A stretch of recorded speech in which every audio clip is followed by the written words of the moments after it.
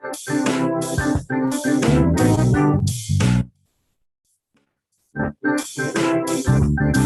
a moment for your body. Take a moment for your mind. Take a moment for your spirit. Take a moment to be loved. Take a moment to be healthy. Take a moment when you pray. Take a moment for worship. Take a moment every day. Take a moment for your body. Take a moment for your mind. Take a moment for your spirit. Take a moment to be loved. Take a moment to be happy. Take a moment when you pray. Take a moment for worship. Take a moment to show you care. Take a moment to show you care. Just to show how much you care. Yeah.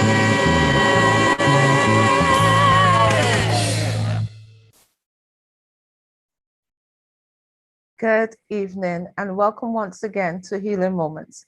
I hope you've told a friend that we're on. Remember, we are on every Thursday at 6 p.m. Now, we are continuing our talks with addiction. Today is the last in addiction. Remember, at the start of every month, we usually choose a different topic. Now, this month's topic is supposed to be forgiveness, but because addiction is so important in our society and within us today, we decided to finish it with the final in addiction. As always, we have our spiritual, we have our mental, and we have our health aspect in this evening segment. Remember, we talked about what addiction is and why it was classified as a disease. We talked about the addiction and the effects on the brain. We also spoke about the different types of addiction. We talked about addiction, especially those in teens, and compulsive disorders. This evening, we're going to speak about the road to recovery that Sister Sobers, and for the health segment, reversing the addictive state. Is that possible? Now, again, we want you to get your paper and pen ready because remember, you, the participants, have your time to go into and ask your questions and have them answered. Before we go any further, though, let's all have a word of prayer from Pastor Lucas.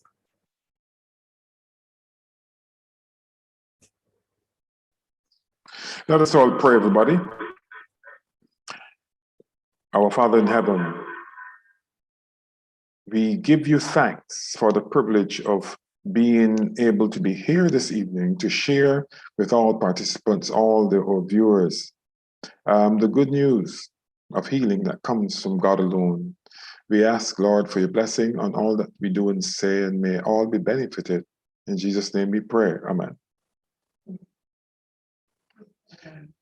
Luke chapter 4 and verse 18 is an interesting passage. It's a very, matter of fact, a very powerful passage. It reads like this: "The Spirit of the Lord is upon me, because he hath anointed me to preach the gospel to the poor. He hath sent me to heal the brokenhearted, to preach deliverance to the captives, and the recovering of sight to the blind, to set at liberty them that are bruised, and to preach the acceptable year of the Lord." Verse 19.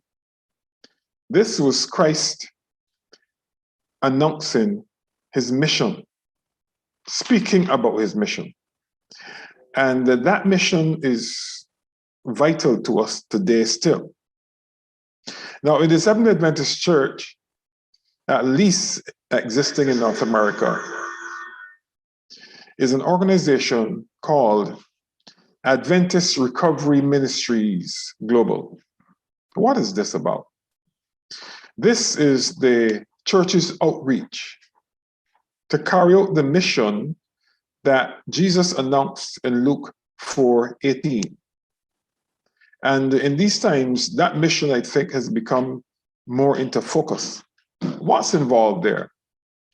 Now, the book that we use is the book known to most Seventh Adventists, or to all Seventh Adventists, the book Steps to Christ. And there are 13 chapters in there. Now, there's a program which I think most people would have heard about, which is called the 12 Steps program, which is used to assist people or to help people towards healing. And what really happens in those groups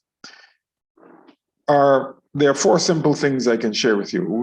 Number one, the group creates an atmosphere of Christian love and acceptance. People meet each week and become openly honest with each other in a safe place where anonymity and confidentiality are respected. That's number one. Participants are asked to share their experience, strength, and hope without crosstalk or being judgmental. There's no judging of one another. This is the healing environment that is created in these groups that use these principles of healing that we read about in Steps of Christ. I'll just mention them to you shortly. They are not to try to fix each other. Rather, they are to let go and let God do for them what they cannot do for themselves. And most important, they're invited to recognize that Jesus Christ is the highest power. Recovery and freedom from obsessive thoughts, compulsive actions, habitual behaviors, and spiritual separation. Those are the goals that are worked towards. And here are the principles. For those who are familiar with the book Steps of Christ, would know this. There's one chapter, the first chapter begins with the sinner's need of Christ. And that chapter relates to the principle in 12 steps. We admitted that we are powerless over our addictions and that our lives have become unmanageable. That chapter relates to that one.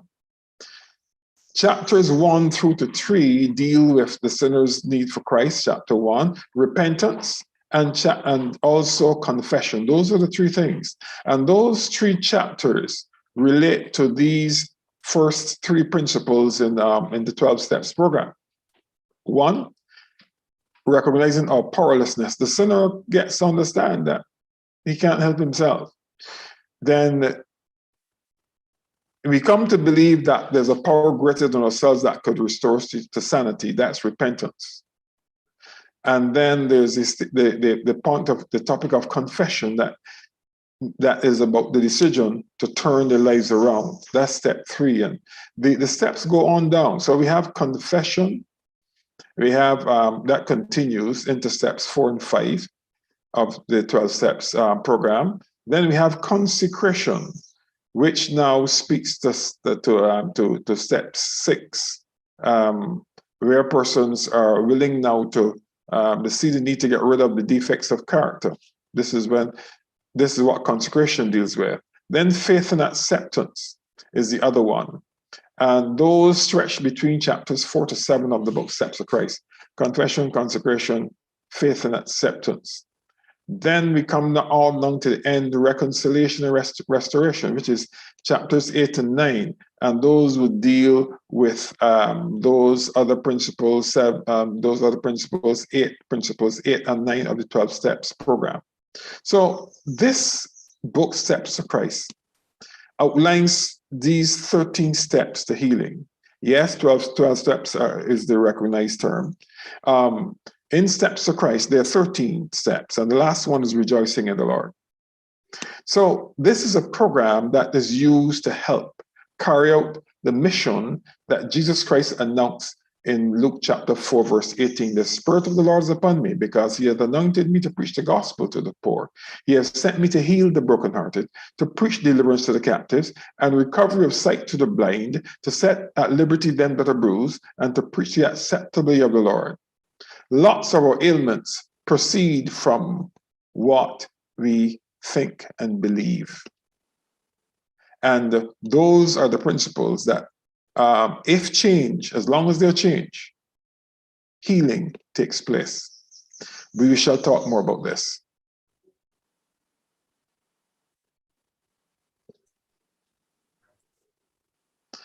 For myself, we'll be going over to Dr. Dupuy, or she'll be, sorry, not Dr. Dupuy yet. We shall be going over to Sherry, our psychologist. I want to thank you, Pastor Lucas, for that insightful thought about the 12 steps to recovery. Now remember. Can you hear Kathy? Oh, sorry. Now remember, when Sister Sherry came, she spoke to us about addiction and those especially related to teens. Then she spoke about compulsive behaviors. Now this week, she's going to speak to us about the road to recovery. So Sister Sherry, let's hear what you have to say. Thank you so much, Sister Kathy. Good evening to everyone. And Pastor, you're giving me a new title. Thank you. Maybe that's something I need to aspire to. Have a good evening, everyone. Now, I really am glad that we were able to have this session because, as Sister Kathy said, we can't speak about addiction and not give you some hope. Because all along the month, you may have been wondering, I may have this issue. I may have a drinking problem. I may have a sex addiction. I may be a gambler. What can I do? How can I help? Is there hope for me? Is my situation a hopeless one? Well, this evening, we've come to tell you that yes, there is a road, there is a turnoff that you can take called the road to recovery. And as any road goes, it is a long, winding road. It has its obstacles, it has its bumps, it has its ups and downs, it has its twists, its turns. But if you stay on the road, there is recovery in sight. So this evening, I want to speak to you a little bit about that road to recovery. And I'm going to shift things up a bit and start with a quote. And this is a quote that says, "Desire without decision is like a boat on dry ground. Desire without decision is like a boat on dry ground." Now, many times the road to recovery is rocky, as I said. It is shaky, but it takes more than a desire to change. Rather, a decision to change your current path must accompany your desire. And if it doesn't, then you will continually find yourself being torn apart and your family being torn apart by whatever addiction you're struggling with. Now, I want to remind you of something. Developing an addiction to whatever drug or alcohol, even over-the-counter medication, it is not a character flaw. It is not a sign of weakness. And it takes much more than just willpower to overcome that problem. Abusing illegal or certain prescription drugs can create changes. Dr. Dupuy would tell you, and she has said it before, those things create changes in the brain, causing powerful cravings and a compulsion that makes sobriety sometimes seem impossible. But recovery is never out of reach. No matter how hopeless your situation is, or how many times you may have tried, it can happen. Now, I want to say this, with the right treatment, and these are the two things that I'm going to concentrate on this session, this topic. With the right treatment and support, and I mean strong support, change is always possible. Now, for many people struggling with addiction, the toughest steps towards recovery is the very first one, recognizing and admitting that you have a problem and deciding to make a change. You know, sometimes we are always in denial.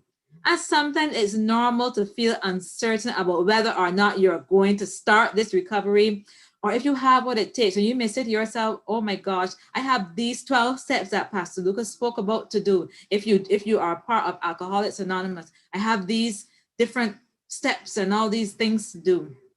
Can I get it done? Will I start on it? Will I quit? If you're addicted to a prescription drug, for example, you may be concerned, what is going to happen when I pull away from this particular drug? Because at the end of the day, I'm still treating, or I still have a medical condition that I need to treat. And it's okay to feel torn. It's okay to feel like you're being pulled apart. But the commitment to sobriety involves change. It involves desire and decision to change. So let's talk about some of these changes. One of the changes is how we deal with stress. If, for example, you turn to alcohol to drown yourself in your sorrows, clearly that's not been working. Find positive ways to confront your stress. We all have stress at different points in time. I'm sure we have, in the last year and a half, we have had our fair share of stress and then some. Also recognize the signs that your body gives you when you are dealing with stressful people or stressful situations. So the way how you deal with stress will have to change. Who you allow in your life will also have to change if they are those who pull you in the wrong direction. So if you are in the company of people who feed your addiction, who nourish your addiction, it may be something that you need to think about. Persons in your life will either help or they will hinder you. And you determine what path they take, how strong an influence they are in your life. You may need to change what you spend your time doing, what you do in your free time. It may be necessary to explore new interests, totally removing yourself from once pleasurable activities, because those activities, though pleasurable, were also hurting you. You may also need to change how you think about yourself. Our self-image plays a serious part in this process. Because, sometimes when we do not think positively about ourselves, then we engage in all kinds of self-destructive behavior, out of which addiction can be one. And therefore, you need to remind yourself of whose you are. Believe it. Tell yourself, I'm fearfully and wonderfully made. I am the Creator's creation. God made me. Yes, He made me. And for example, if you're taking prescription drugs or over-the-counter medication, you may need to try alternative options. And that may be a little difficult at times. We understand that, but that may be something that you may need to consider. So as we explore our addiction treatment options, there will be different paths that you will have to take. Once you've committed to recovery, it's time to explore your treatment options. While your addiction treatment options may vary, they all have basically the same thing. Number one, there is detoxification. This is usually the very first step, that you purge your body from the drugs, or you manage how you manage your withdrawal symptoms. Behavioral counseling, for example, may be another one. So you may have individual counseling, group counseling, family therapy, or you may do a different set of them. They can help identify the root causes of your drug use, repair your relationships, and learn healthier coping skills. Medication may be used to manage some of those withdrawal symptoms, to prevent relapse or treat any co-occurring mental health conditions. And why we did not speak about it before, let me just stick pin here and say that sometimes certain mental health issues arise as a result of addiction. And then we have to balance or battle between how we treat one versus the next. There's always long-term follow-up. It can help prevent relapse. It can maintain sobriety, especially if there is individual counseling involved. Those things can help in the long term. It may be regular in-person one-on-one counseling, support groups, and things of that nature. And as we wrap up and as we tie the bow on addiction recovery, I want to leave you with 5 keys to addiction recovery. Number 1, remind yourself of the reasons you want to change. It could be and sometimes you may have to make it very personal. It could be personal, but sometimes you may have a child who is suffering as a result of your addiction. You may have a parent, you may have a spouse. Remind yourself of the reasons you want to change. Number 2, think about your past attempts of recovery. What worked, what didn't work, and determine how you will move going forward. Number 3, set goals, but set goals that are SMART goals: specific, measurable, realistic, timely.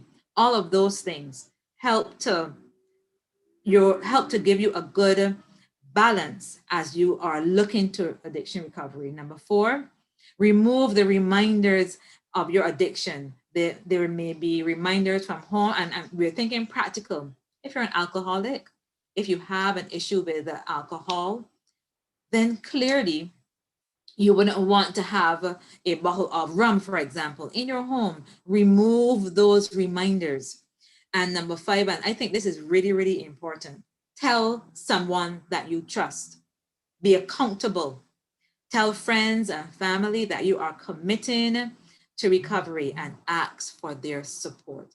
And if they love you and if they want the best for you, they will do just that. Remember I said earlier, the 2 things that are foundation to recovery are treatment, the right treatment option based on a number of things, and support, family support. And finally, if you are here in Barbados, there are some programs that treat addiction. We have, for example, there is a chapter of Alcoholics Anonymous. There are other organizations, usually charities, that treat drug addictions like NCSA, National Council on Substance Abuse. There is CASA, C-A-S-A, Center for Counseling and Addiction Support Alternatives. Then there is the Substance Abuse Foundation, which has our only in treatment residential centers. You have Verdon House. There's one for the male, Verdon's for the male, and the Marina House for the females. And then there is another facility that I recently heard of called Strong Hope.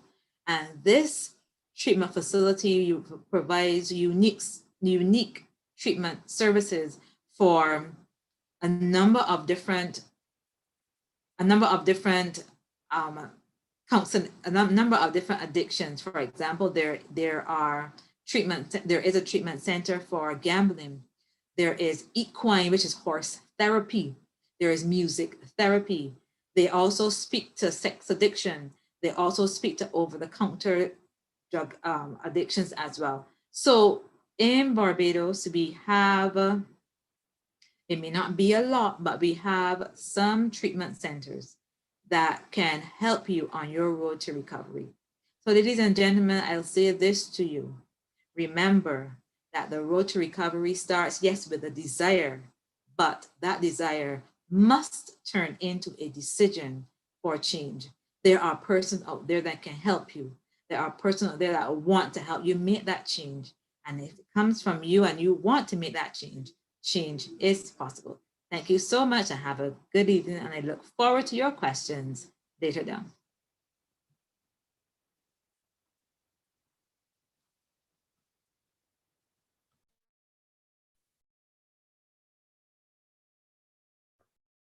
I want to thank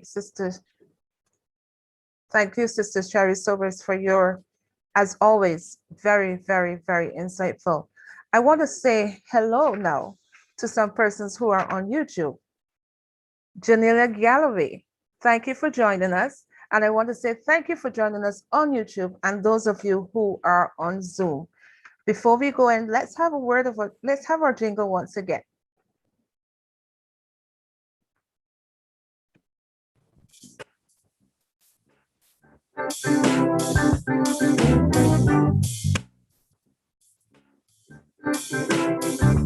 Take a moment for your body. Take a moment for your mind. Take a moment for your spirit. Take a moment to be well. Take a moment to be healthy. Take a moment when you pray. Take a moment for worship. Take a moment every day. Take a moment for your body. Take a moment for your mind. Take a moment for your spirit. Take a moment to be well. Take a moment to be happy. Take a moment when you pray. Take a moment for worship. Take a moment to show you care. Take a moment to show you care. Just to show how much you care. Yeah.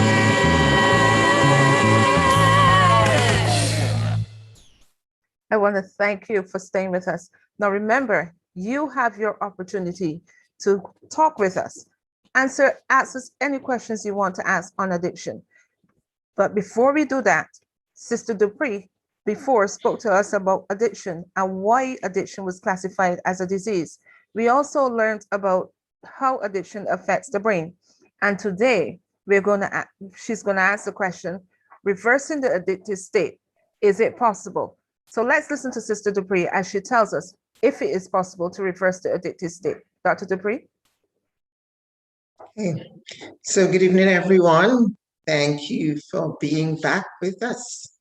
The question sounds quite philosophical, doesn't it? I don't know why I tend to take the philosophical approach. Maybe I should have been a philosopher.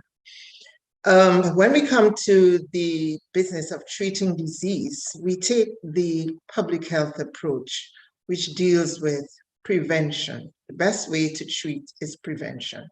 Prevention is worth an ounce of cure. And so there is primary prevention, secondary prevention, and tertiary prevention. Primary prevention aims to prevent a disease or injury before it ever occurs. For example, if you know that there is a sharp precipice around a bend, the Public Works Department will put a barrier there. That is primary prevention. We're trying to prevent injury, right? So this is done by preventing exposures to hazards that can cause injury or disease, altering unhealthy or unsafe behaviors that can lead to disease or injury, and increasing resistance to disease or injury should exposure occur. So putting up barriers, changing behaviors, practicing healthy lifestyles, and increasing resistance, things like vaccination, for example, are intended to increase resistance to disease in case you're exposed to it. Then there is secondary prevention. Secondary prevention, the disease is already there. The aim of secondary prevention is to reduce the impact of a disease and injury that has already occurred. So it's about early detection and encouraging strategies that will prevent re-injury or make the disease worse, and also implementing programs to return people to their original health and function and to prevent long-term problems from occurring. And then there is tertiary prevention. The aim of tertiary prevention is to soften the impact of an ongoing illness. For example, people have hypertension. The disease is already there. Tertiary prevention aims to prevent what we would call end organ damage, protecting the eyes, protecting the heart, protecting the kidneys from injury from hypertension. So tertiary prevention is done by helping people manage long-term, often complex health problems and injuries. For example, as I mentioned before, hypertension, diabetes. We want to prevent blindness, that's tertiary prevention. In order to improve as much as possible the ability to function, their quality of life, and their life expectancy. So in terms of drug abuse or addiction or the addicted state, what would primary prevention consist of? Usually it is directed at children and adults, although there are programs directed at adults as well. So usually children and adolescents. That is where primary prevention begins. And it usually begins with teaching children, sharing with adolescents, letting them realize what the risk of substance abuse is. It's also recognizing the children who are at risk. For example, children who grow up in situations where there is domestic violence have been found to be at higher risk for substance abuse. Children with learning disorders, children who have parents who are substance abusers, or who have friends and companions who are substance abusers are also at high risk. And those, we want to target all children, of course, but we want to recognize those that are at high risk, and target them early, target them continually, target them with a much greater frequency and effort to prevent them from becoming substance abusers.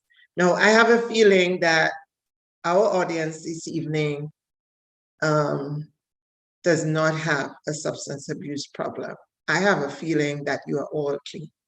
However, I know that you know people who have that problem, and your aim is to reach out to them. Let's try to reach those who do not have the problem yet as well. Let's try to save those from becoming substance abusers, because it becomes very, very difficult. If you've been following, you are aware that changes occur in the brain. The brain is neuroplastic, and changes can occur, and they're very difficult to reverse.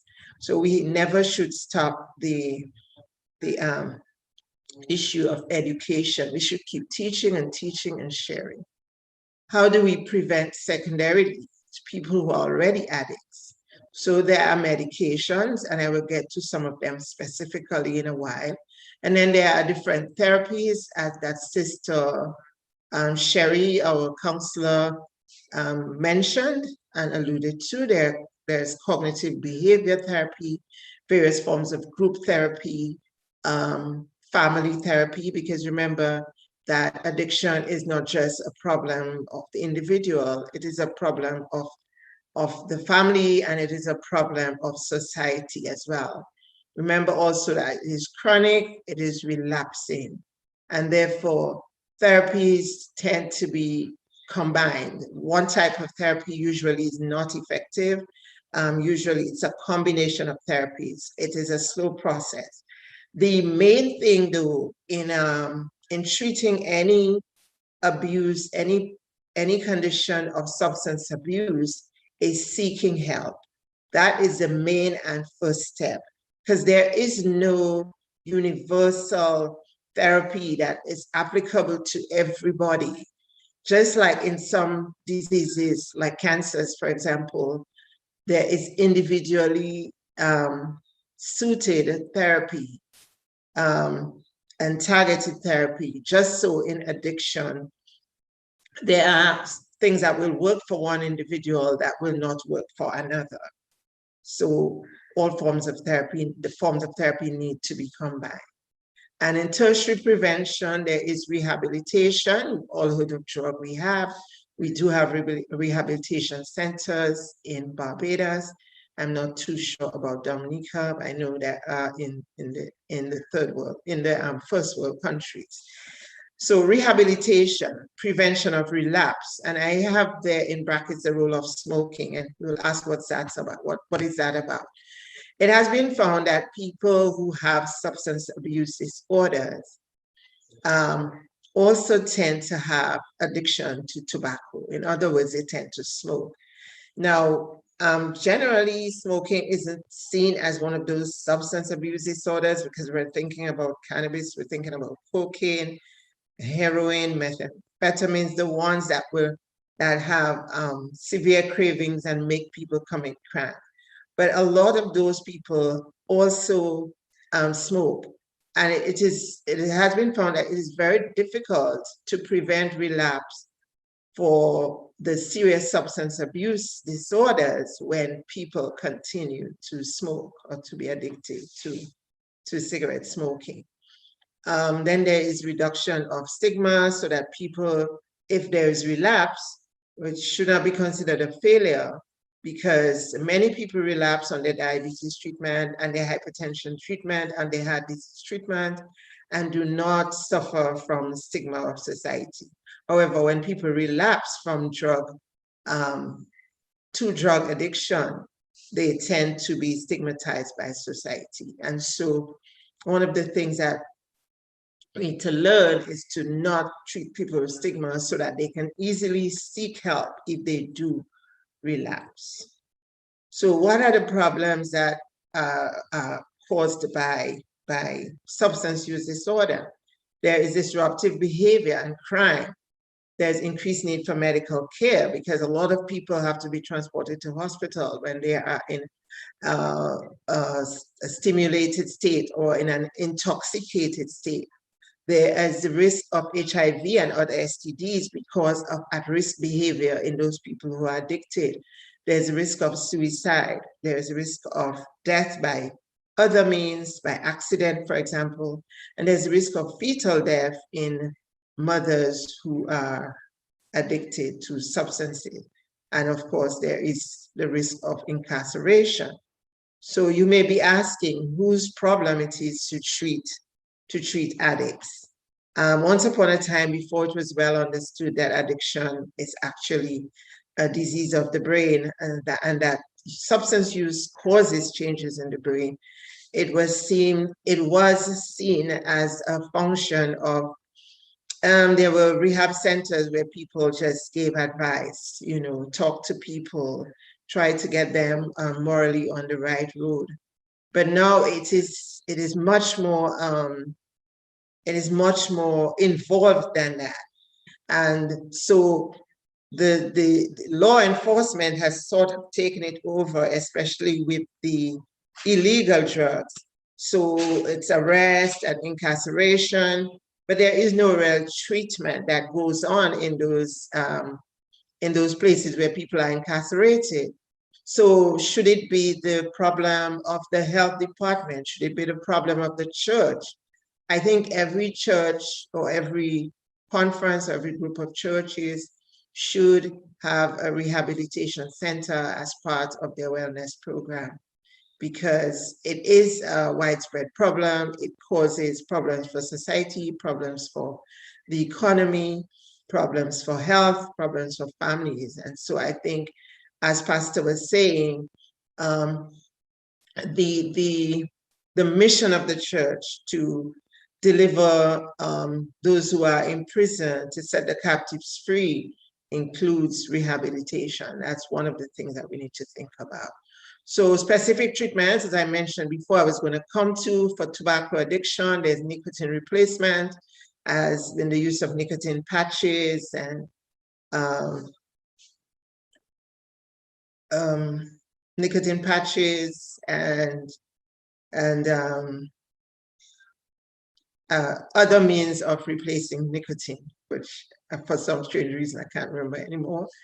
And there are drugs. You can see them advertised on TV. Wellbutrin was actually a drug that was used for depression, and some people realized that it took away their tobacco cravings. So now it's being used to treat tobacco addiction. And there's Chantix, as you would see on TV, that also targets the drug receptors for tobacco. If we're going to help people, there's a suggestion that we should use the 5 A's. Ask them if they need help. Assist them with stopping. Assess their readiness to stop, then assist them with stopping. And also we need to adapt with them and to put arrangements in place in case they should relapse. For alcohol addiction, one of the common ones is called antabuse.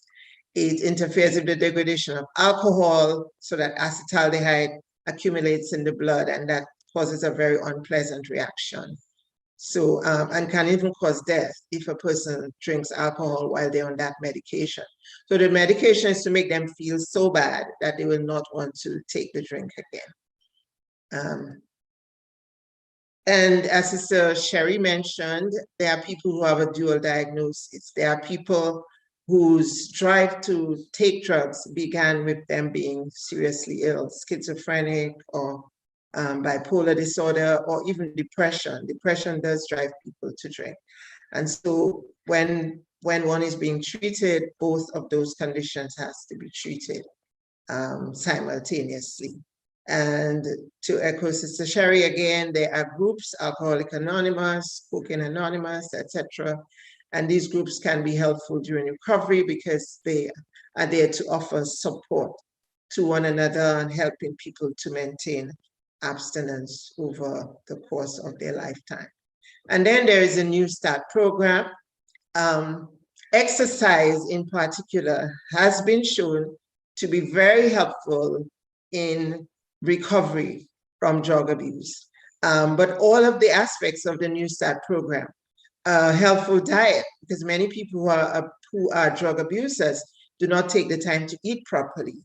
And so they will need to now be exposed to practicing a healthful diet to return their vitamin levels to where they should be. Exercise, water. One of the things that smokers do is bring their hand to their mouth.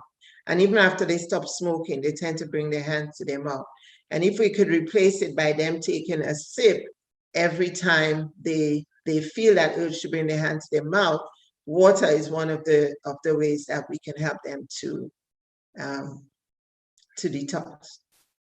And then there is sunshine and temperance, of course, which is abstemiousness, abstaining from those things. And it has been shown that people who abstain from alcohol can actually help their livers to recover. People who stop smoking, like in their 30s and 40s, they decrease their risk of lung cancer by 90%. So stopping is very important. And then there is rest, getting adequate sleep, and trusting in God. The New Start program works for everything. And most of my material was taken from Principles of Drug Addiction Treatment, a research-based guide from the National Institute on Drug Abuse. I will take your questions if you have any.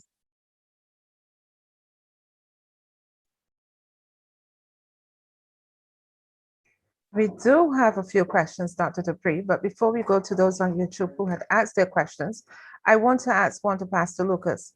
Now, you were talking about the program, the 12-start program, but my question to you is this. For a Christian who is coming to the 12-step program in a Christian environment, and I'm meeting what I will call my fellow Christians inside this environment, how safe can I feel in expressing everything that I'm going through? Okay, for instance, even though I am, let's say, doing something inside the church, and I come and I say, okay, and I sit down amongst you guys and I say, okay, I have this sex addiction problem and I need to get over it. How safe can I feel expressing my concerns and my worries and all those things to my fellow members at church? Yes, groups, it's a therapeutic group, actually. There are rules to the process of a group to which all group participants agree before anything starts. Now, the process is monitored as it goes along. And if there's anyone who goes against the rules of the group, that person is put out. Okay? So it is just not, you just don't come in and be part of a group. It's a process, there are guidelines that are to be maintained and that they are monitored. Of course, I do know that even though there are guidelines and you monitor things, sometimes some persons still divulge information. I do not know that I can tell you that you can absolutely stop that. But as I said before, if there is any such breach, the person is put out of the group. Okay. We have a question coming in from YouTube, and it says, how long will one take to recover from an addiction? I can respond to that. There's no set time. A lot depends on the individual and their progress for which they themselves are responsible. So that individual, each individual for that matter, determines his or her pace of recovery. And it's going to be different from person to person. And there are lots of variables about that. Lots of variables. Sister Kathy, if I may just add, You can go ahead. in addition to what Pastor said, which is quite true, there is no set time. Mhm. What may happen is that programs have a specific time factor. Mhm. That is only the foundation of the recovery. So Mhm. you 6-week program, 3-month program. That doesn't mean that you are expected to be fully recovered, because any person who has been a part of Alcoholics Anonymous would say to you that it is lifelong. And it's and then as part of that recovery, you also mentor someone and you continue. So there's not a time factor per se outside of whether the program, the treatment modality is one that involves a certain time span. That's it. Okay. All right, Dr. Dupuy, this one is coming. Actually, yes, Go ahead, go ahead. yes. And that is why an addict is always a recovering addict. The person is either an addict or a recovering addict. People do not call themselves former addicts because the possibility of relapse remains for a lifetime. And that is not to discourage people who are addicted or who are helping those with addiction. It's not to discourage them from helping, but it's a realization that the person you are helping or the person who is preaching in your church, who is doing missionary work with you, always has that possibility of relapse. And so it kind of puts you in a position where you will try to help the person to manage their cues or to prevent them from coming in contact with their cues, etc. And always keep working with them. You kind of have to see them like a crystal that can break with a small fall, right? And you have to, I know that some people are going to be extra touchy and going to say, why are you treating me like that? I'm okay now.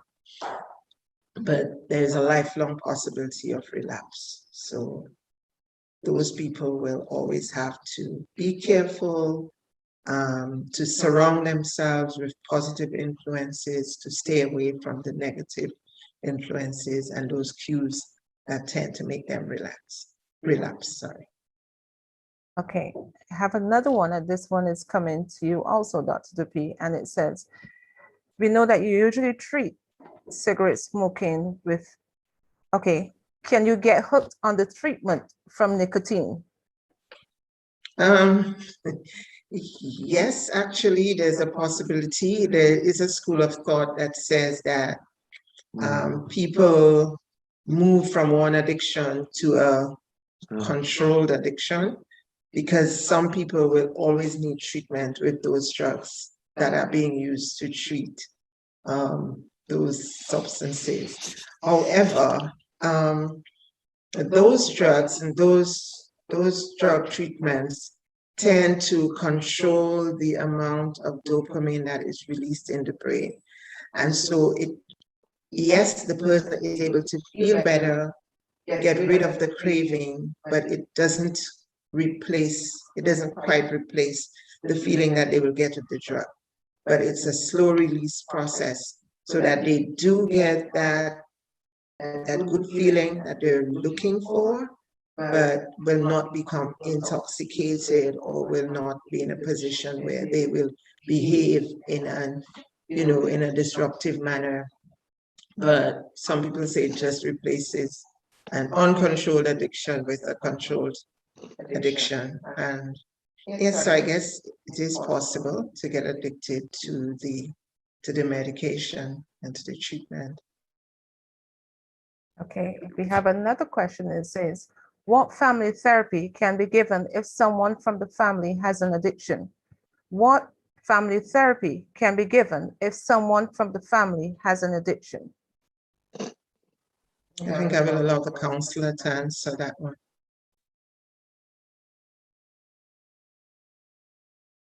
The counselor would say that it depends on the family dynamic. It depends on the type of addiction. There may be an aspect of individual counseling first. It depends on the impact that addiction has made on the family. So there are other variables, but family therapy usually, as it suggests, it's the family, it's group, it's together talking, sharing, but also being accountable. So it just depends. Okay, next question. How do you deal with someone who feel they do not have a problem with alcohol?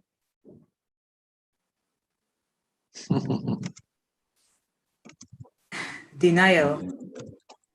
If they do not feel they have a problem, then in their mind they do not have a problem.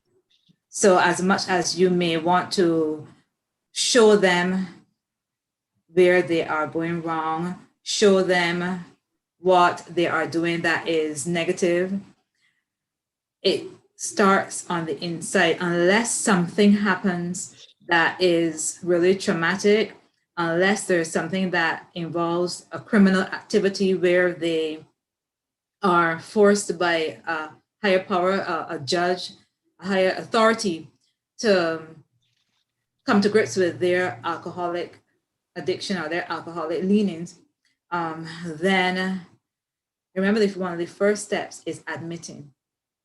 One of the first stages of recovery is admitting. So if someone is saying, I can hold my liquor, you understand?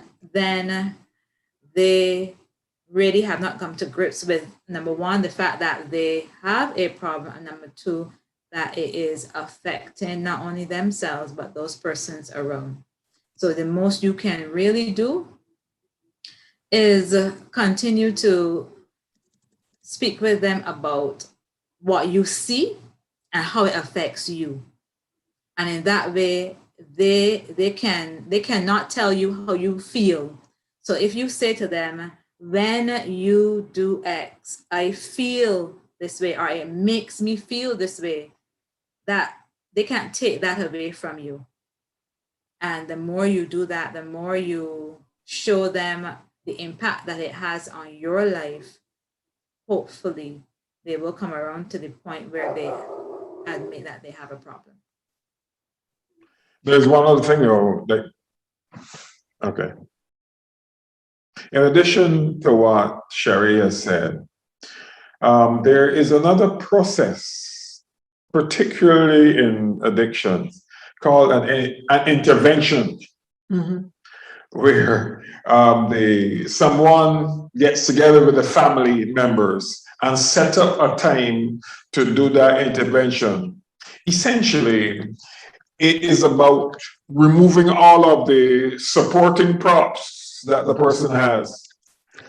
When I say support props, I'm talking essentially about family members and people who enable the behavior. And that can be a pretty rough process, but advantage of that. Dr. Dupuy, this one is for you. Can hypertension be reversed, or do you have to work on keeping your blood pressure levels down constantly? I repeat that. Can hypertension be reversed, or do you have to work on keeping your blood pressure levels down constantly? Hypertension can be reversed. It's not as simple as it sounds, but it can be reversed by lifestyle changes. Often it's weight loss, exercise, and specific diet, like the DASH diet, for example, which is a diet using hypertension, and even better diets than that. Plant-based diets with very little salt can be used to reverse hypertension. I'm not saying you need to stop taking your medication right now, but you need to work along with your doctor. If you are overweight, lose weight. If you don't have an exercise program, get on an exercise program. Limit salt in your diet and go on a natural plant-based diet, and eventually you will see the need for your medication to either decrease or to you can stop your medication. It can happen. It has happened. Okay, Pastor Lucas, this one is for you. Can an addiction be demonic driven, which then makes it impossible to help the addict? Demonic possession has no limitations. Whatever the demon can use, it will use to accomplish its ends. Yes, on the other hand, it becomes a greater challenge. But as Jesus got rid of demons, they can still be gotten rid of today. But it has to be with the cooperation of the person who's demon possessed. Okay, and this is the last one that I'm seeing here. It is saying, if the only alcohol I drink is a glass of red wine before dinner, is that considered to be an addiction? I think I tried to answer that person by asking them if they did not get that glass of red wine, would they be upset? Okay. And then you would, if you can answer that question, if you should know if you're addicted. I would So like to add. if you could have dinner and not have that glass of red wine, would you suffer withdrawal symptoms? Would you feel that your day is not complete, etc., etc.? Then, yeah, Sherry, you have something to say. I like your answer, Doc.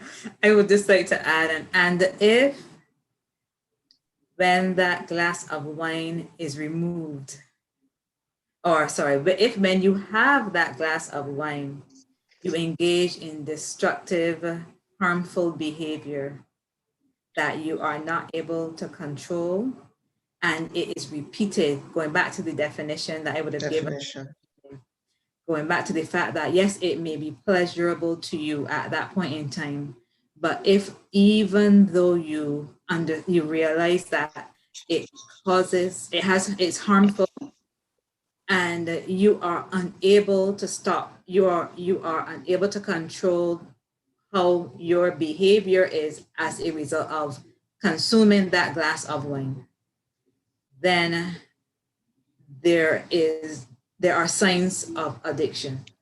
I'll put it that way. Okay. Also, I would add this to, one needs to understand something about alcohol. Alcohol is a stimulant. Then it becomes a depressant. That's where the addiction kicks into motion. It stimulates me and I feel so good. Then after it has worn off, I feel so down. So I go back and get another one so I can feel good again. And that is the path to addiction. I do want to ask one last question though. Dr. Dupree, you mentioned that one of the primary stages of prevention for addiction is directed to the children and adolescents. But my question to you is, given the current state that we are in and the heightened rise in suicide, why can't we direct that towards persons who are a little bit older, who are suffering from depression and all those different things? Oh, yes. There is no problem with primary prevention in adults, but the evidence is that children start experimenting with alcohol and cigarettes in their youth. And so we need to target them in that if we can prevent them from getting there. With the adults who already are using, then it's going to be secondary prevention to try to get them off it. Not many people start using cigarettes in their 40s, or start drinking in their 40s. Mostly it's something that starts when they're young, but it doesn't mean that you can't target primary prevention and education at adults as well, because especially in difficult times, adults who probably never drank in their life might feel like drinking something or go to a bar because of depression, as you mentioned. So yes, it seems to be a ripe time to start targeting adults as well. And you mentioned an increase in suicide rate. We don't have the numbers, but it is in fact true that suicide rates are increasing in Barbados, especially since the start of the COVID pandemic. So yes, I think your point is taken. We need to start targeting the education as well to adults who may be at risk for depression.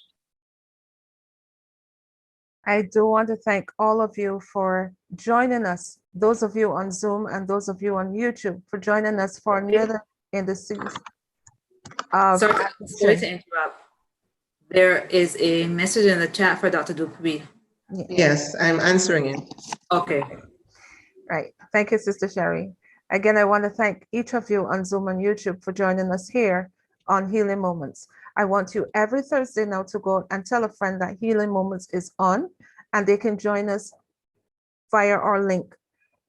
One thing, I want to thank you for staying with us during our technical issues. I want to say thank you for that. And next week, we start a new topic, and that topic is forgiveness. I do hope that you join us for that.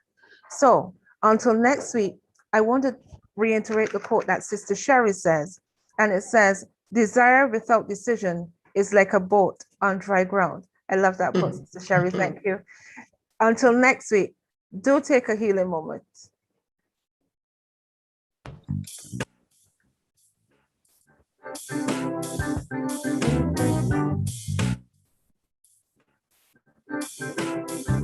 Take a moment for your body. Take a moment for your mind. Take a moment for your spirit. Take a moment to be loved. Take a moment to be healthy. Take a moment when you pray. Take a moment for worship. Take a moment every day. Take a moment for your body. Take a moment for your mind. Take a moment for your spirit. Take a moment to be well. Take a moment to be happy. Take a moment when you pray. Take a moment for worship. Take a moment to show you care. Take a moment to show you care. Just to show how much you care. Yeah.